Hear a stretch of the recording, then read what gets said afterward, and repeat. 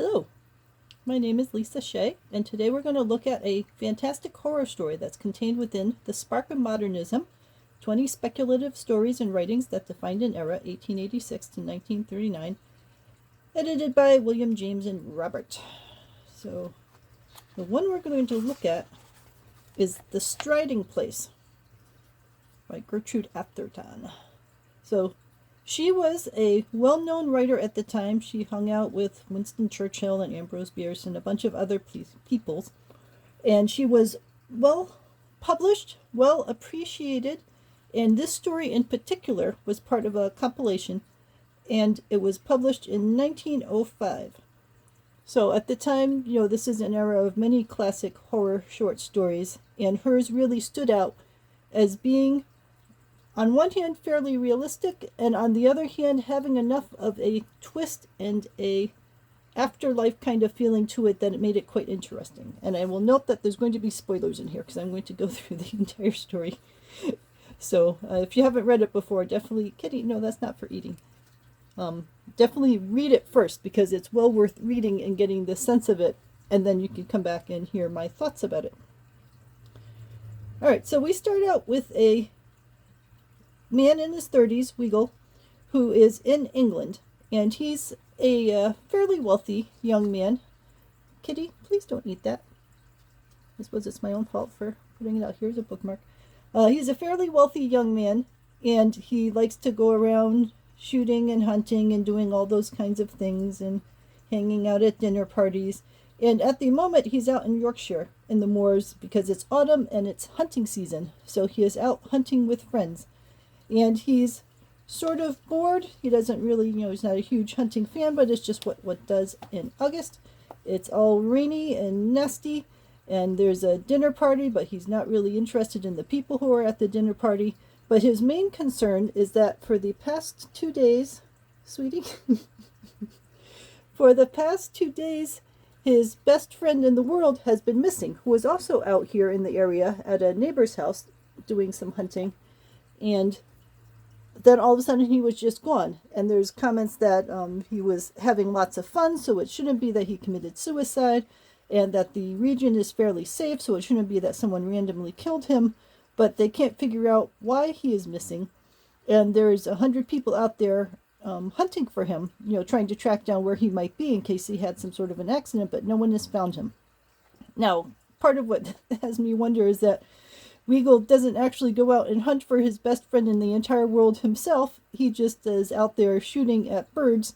So that's a little iffy to me. But in any case, after the dinner party ends and everyone else goes to bed after drinking their brandy or scotch or whatever they do, he decides that he's not ready for sleep, that he's going to go out and poke around on the moor and see if maybe he can find it. And he comments that his friend Wyatt Gifford was always a practical joker. These guys have known each other since they were very little.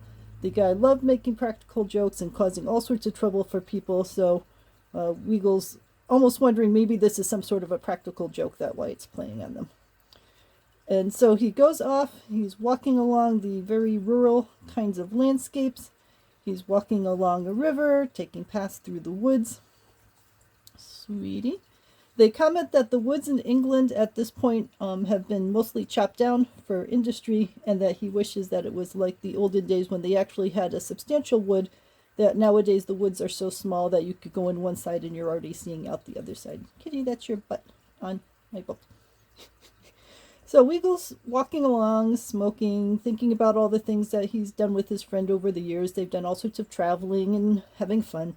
And he thinks about the way that they've talked about the afterlife, and that a friend of theirs had passed away after being in an asylum for a couple years. And they talked about how the friend had been in the asylum and had looked like himself, but his mind had been gone. And then when he was passed away at the funeral home, the body looked completely at ease, and as if there would be an intelligent soul inside it, but there was no soul. And the friend, Wyatt Gifford, said that I wish that after I die, that my soul could come back into the body and see what's going on and be there for those final, hours or whatever, right up until the body gets put into a coffin, because I think that would be a lot of fun. And it would be neat to go in and out of the body and treat the body sort of as a puppet.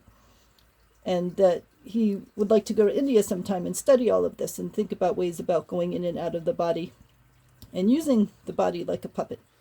And Weigall says, well, what if you leave your body and then when you try to get back into it, something's happened to it and the body's like all broken?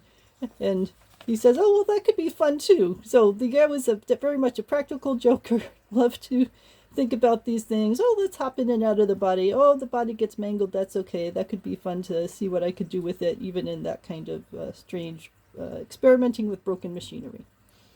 So Weigall is walking around the moors and thinking about all these kinds of things, and then suddenly he comes up upon a very rough area of a heavy river. And this is a famous stretch of river in England, and it's one that many stories have been written about, and there's been actual deaths there. So it's a well-known, scary place that has the river in a high churn. So people would go in there on dares and say, let's see if I can survive this, and they would die. So it was a dangerous place. So, here he is, we go thinking about all of these issues of death and so on, and then he comes upon a place that people actually have regularly died in, and how chaotic it is. And so it says that Weigall's not a coward, but he is naturally concerned about the kinds of deaths that happened here, and he's cautious about going near it because he doesn't want to be one of the people that ends up drowning in there. So as he's thinking about leaving this location, he spots something in the water. And when he looks at it more closely, he thinks that it's a hand, and it's a hand that's like flailing around trying to get out. And suddenly he realizes there's a person down in there, and he's got to jump in and save them because the person's not going to last long in this churning water. So he gets closer to it, and the hand is like shaking and trying to call to him and so on. So Weigall grabs a branch and sticks the branch down to the hand, and the hand is still sitting there trying to grab at things, and the hand grabs at the branch, and Weigall is trying to pull at it.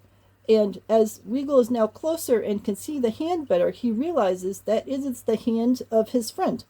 And now, of course, Weigall doesn't care about anything else because his friend is the most important thing to him. He thinks about, oh, sure, I've cared for women in the past, but this one man is the man I have ever cared about in my 32 years of life. He's the only man that I have ever cared this strongly about, the only person in the world I've cared this strongly about. So now it's heading into the, maybe these two guys who have traveled the world together and been each other's sole companion for so long are actually much closer than just friend to friend. And his friend is about to die. So he's going to do whatever it takes to get his friend up out of this water. So he throws himself down in his face, his skin is ripping off, and he doesn't care. He's going to get his friend out of this water. And the pulling and tugging and everything finally wrenches the hand and arm and body free out of the water, and the body now goes over into the calmer part of the river. So he's gotten him out of the dangerous part of the water here. So Weigall jumps up and goes running along the side of the bank, going down to that quieter area because he knows that his friend is a good swimmer, and if he can get him out, then he can try to resuscitate him. So he gets down to the pool, and the man is indeed in evening clothes, formal wear, and he's got his face down, and he is sort of half out of the water at this point.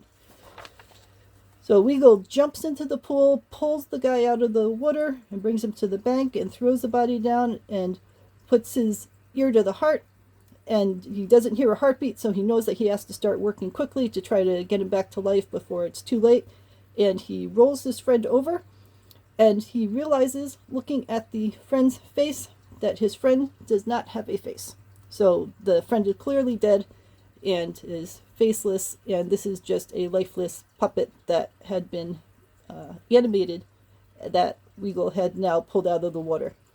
So on one hand, you could say that this is a straightforward horror story, that a friend finds his dead friend in the water, thinks he's alive because the current's tossing him around and so on, and when he pulls it out, he realizes he's dead and that it was never going to work anyway, that the guy was dead before he got to him. But on the other hand, there are so many other comments through this story about his friend being a practical joker, that he is always pulling these kinds of jokes, that Gifford loved doing incorrigible practical joking.